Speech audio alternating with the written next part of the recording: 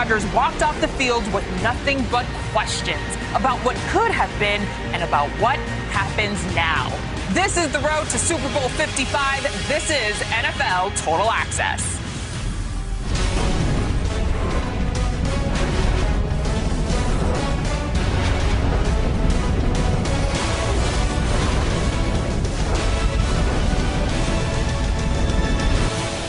We are just 13 days away from the Super Bowl where the Buccaneers will face the Chiefs. Welcome to NFL Total Access. I'm MJ Acosta-Ruiz. Ah, yes, Super Bowl 55, or maybe I should say Super Bowl Willie. Oh, what's up? Yeah, Willie McGinnis. Oh, how you doing? You know a little something about 55, don't you? This? You're talking about? I just had. Where did this come from? Where'd you get that? This Back was of your just car? hanging out somewhere on stage. I happened to find it just hanging out. Casual. Yeah. Hold on to that. I know you're Willie. busy. I'll be back. The matchups are set, and man, does we need this after the craziest season of all time. Speaking of all time, let's take a look back at the last stop on Tom Brady's road to his 10th Super Bowl. That's right. We go to Bucs at Packers for the NFC championship. The first postseason meeting between these two guys. Under 10 seconds left before the half. Tom Brady, oh man, with a deep throw to Scotty Miller, 39 yards for the touchdown there. The Bucs head into the half with a 21-10 lead. All right, so we fast forward to the fourth. 2:15 left in this one. Packers trail by 8, third and goal. Aaron Rodgers looking for Devontae Adams, but it was broken up in the end zone. On 4th and goal, Matt LaFleur said, let's kick a field goal. They get it, but still trail 31-26. Clock winding down here. Buccaneers with a 5-point lead and trying to seal it. 3rd and 5, Chris Godwin takes it 6, gets the first down. That's game. Buccaneers win 31-26. First team now in the NFL to host Super Bowl. It's a tough journey to get here. So to go on the road and win another road playoff game is just a great achievement. And, now home Super Bowl for the first time in NFL history, I think puts a lot of cool things in perspective. Anytime you're the first time doing something, it's usually a pretty good thing. So many teams don't get a chance because they don't get the Super Bowl in their stadium. It was obviously the goal of ours to start this season, but getting to the Super Bowl wasn't what our goal is. Our goal is to win it. It's just hard to have a lot to say about something that you were not prepared for.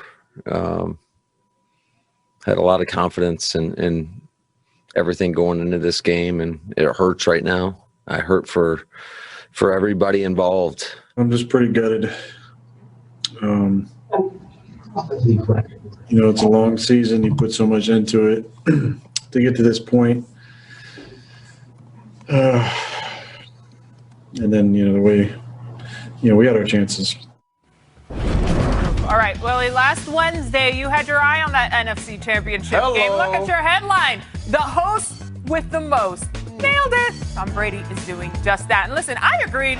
Doubled down there saying not only would it be Brady in Super Bowl 55, but also Patrick Mahomes. Yep, the GOAT and the kid on the front page of the Costa Inquirer there. So it shall be. We can go into the newspaper business. Yes. I like it right here on TV. That was last Wednesday, right? It was last Wednesday. Okay, I'm just making sure. David Carr and LaDainian Tomlinson joining us here as well. Guys, NFL history made a couple different ways over the weekend, but for Brady and the Bucs, this runs deep, man. Tom Brady, per usual, unbelievable despite those 3 picks he threw. Yeah. To that end, Willie, though, that Bucs defense playing lights out. Absolutely, and they're going to have to continue to play lights out, but the defense in the front four, to be precise, is what gave them the opportunity to win that football game, getting pressure on Aaron Rodgers. And when you look at how they did it with 4 guys, okay? 4 guys going against 5 pretty much the entire game. Watch Pierre-Paul right here. He's going one-on-one on Brian Turner. This is just a speed to power with the pole arm.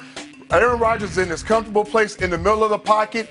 Once he get even with the quarterback, he's going to come off, rip, and get to Aaron Rodgers. He doesn't have time to set up. He doesn't have time to make the throws down the field, okay? Shaq Barrett, again, you got Pierre-Paul. Pierre-Paul's going to invade the middle of the pocket. Watch the get off from Shaq Barrett. He got off the ball cat quick. He's 2 yards behind the tackle before he can even get out of his stance. Okay, Aaron Rodgers feels this pressure, but guess what? He cannot stand up and run up in the pocket because Pierre-Paul is there. Turns into a game. Okay, now, Todd Bowles did a good job of calling games with the front four. Not all straight rushers. You got an ET.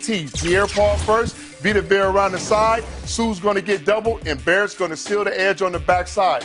Watch how it plays out. Pierre-Paul crashes the middle of the pocket where Aaron can't stand up. Vita Vea, you're the contain guy. Get around the outside. Shaq Barrett, he's got the edge. He's even with Aaron Rodgers. Nowhere to step up, nowhere to get outside, nowhere to run. They did a great job of being disciplined in their pass rush and at being effective in sacking and affecting the pocket. 5 sacks, in 8 quarterback hits. That was phenomenal by that front. They knew it too, huh?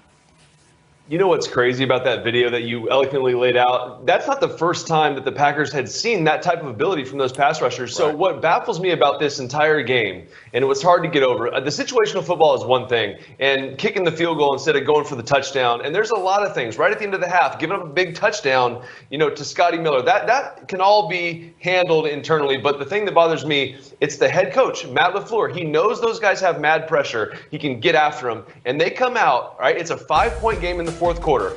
Brady throws 2 interceptions in the fourth quarter, and it is followed up by incomplete pass, 5-yard pass, sack, punt. Next interception, sack, incomplete, punt. No runs, no screens, nothing to slow down the rush, nothing to give Aaron Rodgers and these Green Bay Packers a chance. The defense fought their tail off to get the ball back, to force turnovers, and all you did was give it right back to them. And that's the thing that's going to eat at them. That's going to bother them. That's what bothers Aaron Rodgers. He's a great player, and he wants to be great, and he wants to make the plays, and he wants the ball in his hands.